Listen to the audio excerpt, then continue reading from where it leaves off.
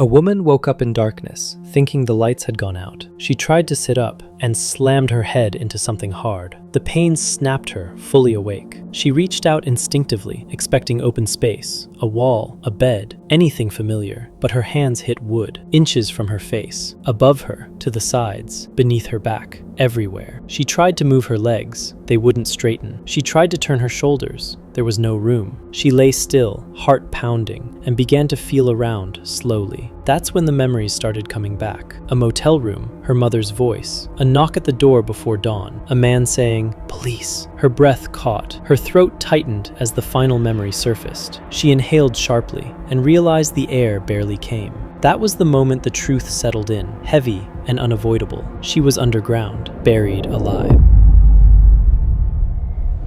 Barbara Jane Mackle was born on December 11th, 1948, and by 1968, she was exactly the kind of person no one thought tragedy would ever choose. A 20-year-old college student, polite, sheltered, raised in a stable, middle-class family, the daughter of Robert Mackle, a successful real estate developer, and on December 17th, 1968, she was doing something painfully ordinary, traveling home for Christmas break. She had just finished her first semester at Emory University and was staying overnight at the Roadway Inn in Norcross, Georgia, with her mother, Doris Mackle. The plan being simple: sleep, wake early, drive home. And nothing about the night felt dangerous. The lobby was quiet, the room was normal, Barbara brushing her teeth while her mother laid out clothes for the morning. Doris saying, "We'll be up early." Barbara answering, "I know," already half asleep. When, sometime after 4 a.m., there was a sudden knock at the motel door, sharp and urgent, a man's voice calling out, "Police, open up!" And Doris hesitated, just long enough to ask, "What is it?" Before the voice replied, "There's been an accident involving your husband." The kind of sentence designed to override reason. And when Doris cracked the door, two men forced their way inside, one immediately pulling a gun, the other producing handcuffs, the room transforming from safe to controlled in seconds. Doris crying out,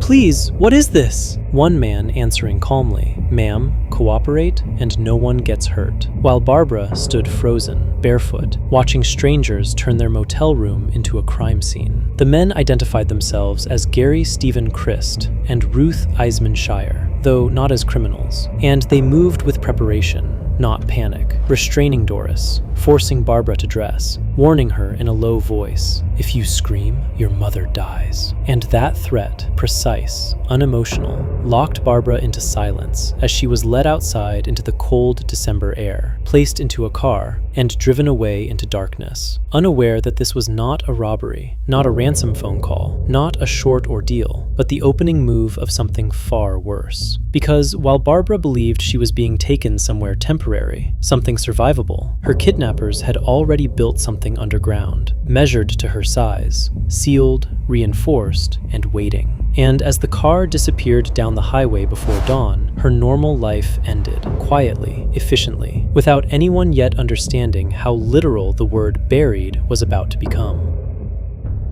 Barbara Mackle was driven for hours through Georgia in the back seat of a car she couldn't identify, the windows dark, the men in front speaking calmly about directions and timing as if she weren't there. And every few minutes, one of them turned and reminded her, "Do exactly what we say and your mother lives." A sentence that kept her compliant through exhaustion, fear, and disbelief, because she still believed, needed to believe, that this was a kidnapping that ended with money and release, not something final. Eventually, the car stopped near a remote wooded area, and Barbara was ordered out, her feet sinking into cold dirt, her breath visible in the early morning air. And for the first time, she saw what they had prepared. A long, narrow wooden box, reinforced with metal, lying beside a freshly dug pit. And when she asked, her voice breaking, "What is that?" Gary Christ answered without emotion, "Your shelter," explaining that it was airtight only in theory, equipped with plastic tubes for air, a battery-powered light, a radio, water, and sedatives, speaking like an engineer describing a project rather than a man about to bury someone alive. Barbara was forced inside the box, her space immediately reduced to the dimensions of her own body. Unable to sit up, barely able to turn her head, the lid sealed shut above her as Christ said, "If you cooperate, you'll be fine." a lie disguised as reassurance. And then she felt the first shovels of dirt hit the wood. Dull thuds that grew louder and heavier, soil pressing down as oxygen thinned, the sound of the world being replaced by earth, and within minutes, the box was completely underground, buried beneath several feet of soil, leaving Barbara alone in total darkness, except for a weak bulb, listening to her own breathing grow louder in the confined space. Above ground, Christ and Eisman Shire left the site and began the next phase, ransom.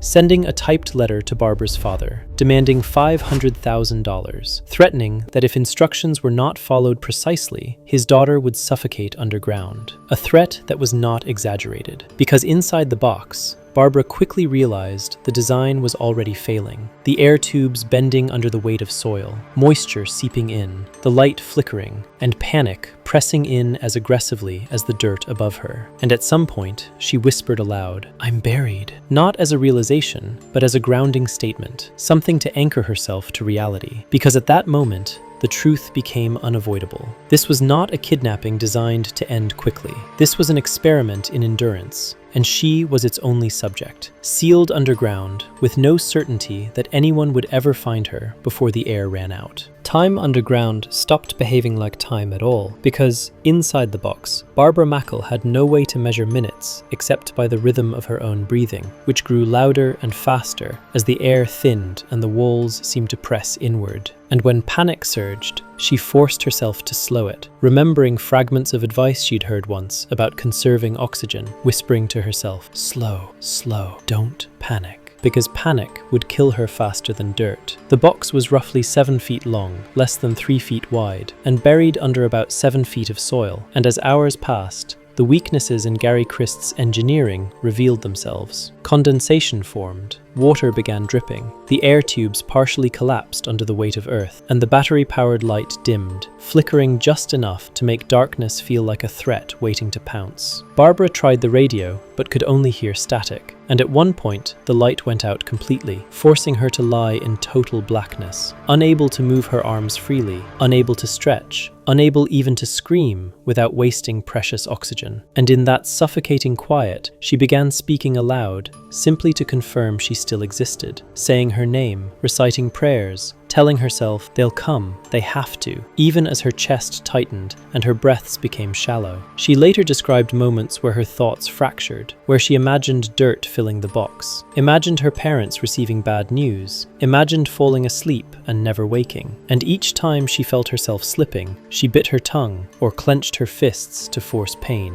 anything to stay conscious, because unconsciousness felt too close to death. Above ground, unbeknownst to her, the ransom plan was already unraveling. Police were tracking phone calls, the FBI had become involved, and Christ was growing reckless. But underground, Barbara knew none of this. Only that at some point, she felt herself weakening, her limbs heavy, her vision tunneling, the air tasting metallic, and she realized with terrifying clarity that if help didn't arrive soon, survival would not be a matter of will, but of remaining seconds. Then, faintly, something changed. A vibration. Not sound exactly, but pressure. The sensation of movement above her. Dirt shifting in a way that felt different from settling. And for a moment, she thought it was hallucination. But then came the unmistakable scrape of metal on wood, and she screamed for the first time, not caring about oxygen anymore. "I'm here! I'm here!" And moments later, light broke through as rescuers reached the box after more than 80 hours underground, prying it open to find Barbara alive, barely conscious, soaked, shaking, her body stiff and starved of air, but breathing.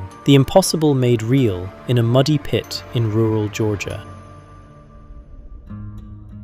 When rescuers finally pulled Barbara Mackle from the box on December 20th, 1968, she had been buried alive for approximately 83 hours, her body stiff, dehydrated, hypothermic, and oxygen deprived. yet conscious enough to whisper when lifted. And when she reached the hospital, her parents were brought in separately, doctors warning them to prepare for neurological damage. But when her mother Doris saw her alive, she reportedly kept repeating, "She's breathing, she's breathing," as if saying it might make it permanent. Barbara's recovery was slow, but medically astonishing. No brain damage, no permanent organ failure, and within weeks, she was physically stable, though psychologically altered in ways no scan could show. Because survival did not end the crime, it prolonged it. The investigation moved quickly after her rescue, with the FBI tracing ransom communications and tracking movements across state lines, leading to the arrest of Gary Stephen Christ in New York City on December 23,